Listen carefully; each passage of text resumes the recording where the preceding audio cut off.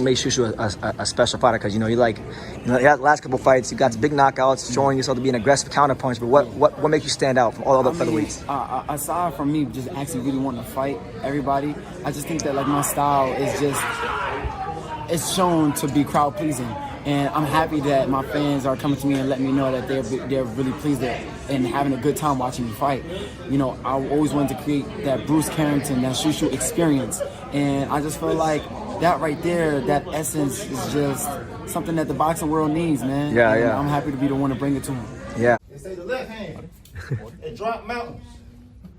They say the right hand, be slaying dragons. The untouchable True School Sports Empire proudly presents something the boxing game's been missing. Hey, what's going on? It's your boy BT, and I came here to talk some boxing with the thousands of True School Sports subscribers. All right, so guys, on January 31st, I guess January 31st this year should just be a national holiday because we got all these cards going on. You got Xander versus Abbas Bro, Shakur versus Teofimo Lopez. You got Bakram Murtazaliev versus Josh Kelly. Just all kinds of boxing on January 31st, right? And on that Teofimo Lopez versus Shakur Stevenson undercard, a lot of good fights. I just talked about Keyshawn Davis versus Jermaine Ortiz, but add this fight to the list. And I'm gonna be watching this fight very intently because you guys know I love the featherweight division. As a fan of the featherweight division and as an active member of Team Angelo Leo, I'm very curious to see this fight because you got one of the bright young talents in the featherweight division, Brooklyn's very own, the fighting pride of Brooklyn, my main man Shushu, Bruce Carrington. He's gonna get in my opinion, definitely his toughest test since the Suleiman Tagawa fight, which a lot of people, myself included, thought that, he was very fortunate to get out of with a W. He's going to be taking on Carlos Castro, very battle-tested, formidable guy in the division.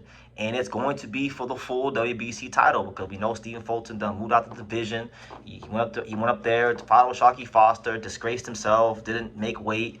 So the winner of this fight becomes the WBC featherweight champion. It is for that belt. Now, I'm going to actually start Carlos Castro because this is a guy I remember 4 or 5 years ago. He was I wouldn't say he was a massive prospect, but he was a notable prospect. He was a guy that PBC, Showtime were pushing back in the day. He had gotten some really good wins against the likes of Cesar Rocky Juarez. But yeah, like I was saying, Carlos Castro, he had wins over Oscar Escandón and Genesis Cervania. He was doing his thing, and this is going to be his first fight, since that fight with Stephen Fulton, which was Stephen Fulton's first fight at featherweight. He lost that fight by a split decision, but he actually put Fulton on his ass in the 5th round and knocked him down. A lot of people thought he won that fight, so, he was right there with one of the best fighters in the world, Fulton. When he fought Luis Neri, he lost the fight by split decision, right? Luis Neri's a guy that's been world champion, who's a top fighter himself, who dropped Inalia in a way. And then, the only guy that's really definitively beat Carlos Castro is Brandon Figueroa, right? When he stopped Carlos Castro in the 6th round of their fight in 2022. So I say all this to set the stage and tell you guys that Bruce Carrington is in a very real fight. And now going to Shushu, right? I like Shushu a lot as a person and as a fighter as well. But I gotta be honest with you about Shushu.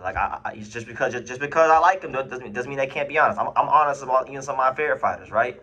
So he had that fight in 2024 with Suleiman Tagawa. He won by majority decision. I thought he lost that fight. All right, I thought he lost that fight. I think Top Rank even believes he lost that fight because they still haven't posted the damn highlights of that fight to this very day.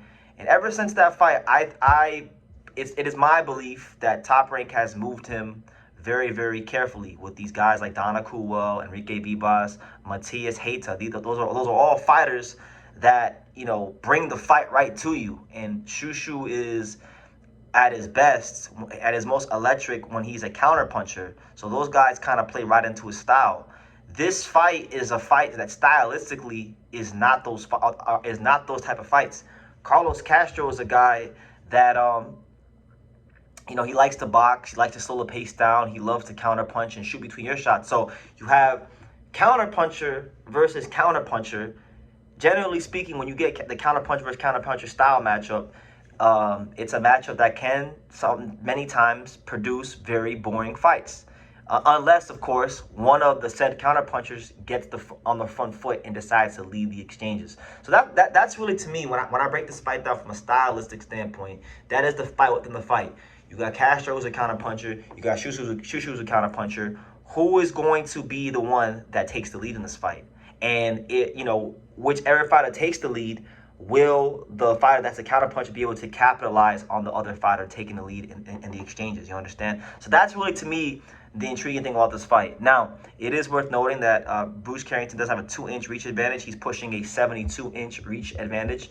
Castro is pushing a 70-inch reach, right? And Shushu's also an inch taller at 5'8" to Castro's 5'7".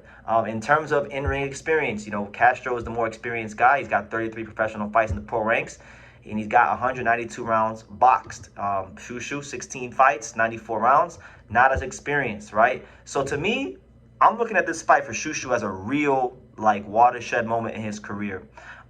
He's a big featherweight. I think he's a guy that really and truthfully has the physical frame to fight at 130. And we know Shushu's a vegan, and, people have their opinions on veganism in boxing.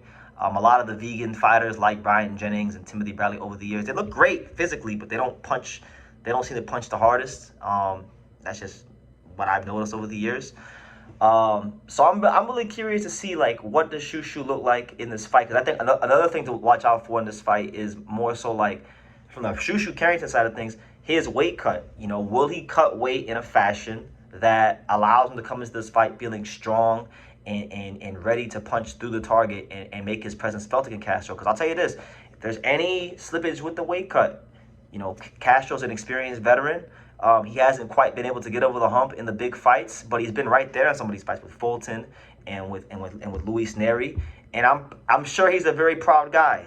He's tired of coming up short in the big fights. I'm sure he probably feels in his heart of hearts that he should be up there with the big names. And this is, I don't want to say his last crack at glory, but it's getting to that point in his career where how many more opportunities will Carlos Castro get? So I would expect a very hungry, durable, determined Carlos Castro in this fight, and we're going to learn a lot about what Shushu's learned in the 3 fights since Segawa, because when he fought Segawa, and to his credit, I think Segawa is one of the best featherweights in the world, honestly, and he was counterpunching and outboxing Shushu pretty effectively in their fight. I thought Shushu had a lot of problems navigating with the Segawa style, and he's had 3 fights against mostly come forward, front foot dominant types of styles. So I'm not sure what he could have learned, but I'm sure he has built up his confidence off of 3 wins against 3 guys that did come to win. Like Dana Kuo, he came to win. Enrique Vivas, for the 3 rounds that it lasted, he came to win.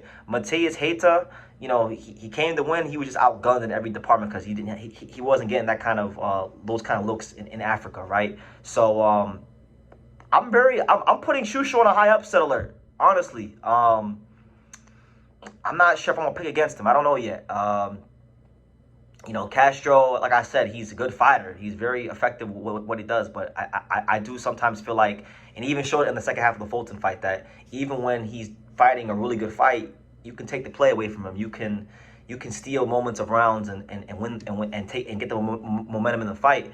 And I do. Part of me does believe, coming off a layoff. I do feel like he has kind of learned how to lose a little bit, because he showed it in that Fulton fight. And I think that, if Shushu Carrington is what I think he is, and I don't think Shushu Carrington is like a pound for pound caliber fighter. I don't think that, and I don't think he's the best featherweight in the world or anything like that. But I think he's good. I think he's good enough to win a world title. I think he's good enough to beat this guy. You understand? I think he's good. I think he's good enough to deal with this kind of style. So I think for Shushu also, the fight within the fight for him is going to be definitely, without a shadow of a doubt, recognizing when there's lulls in the action and using his superior hand speed and reflexes to steal those moments and win rounds, and if at all possible, hurt Carlos Castro. So I'm gonna go with Shushu by decision. It might be a bit of a lackluster fight just because of the styles. If someone doesn't take the lead, it's 2 counterpunches waiting each other out. But I'm gonna go with Shushu to win this fight by decision and become the legitimate WBC featherweight champion of the world. And then there you have it. Now Shushu will be the champion.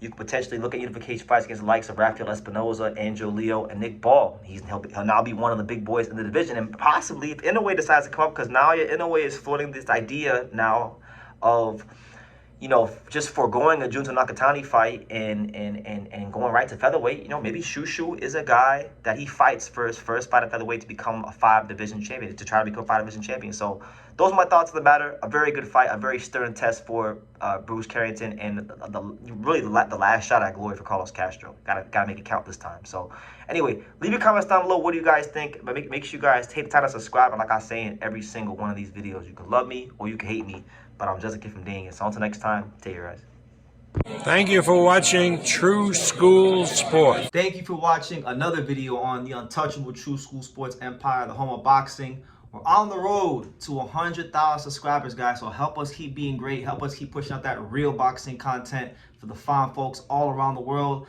And make sure you jab, you hook, you Mike Tyson, you Mayweather that subscribe button. Pops, show them how do they gotta hit the subscribe button. Pop, pop, pop.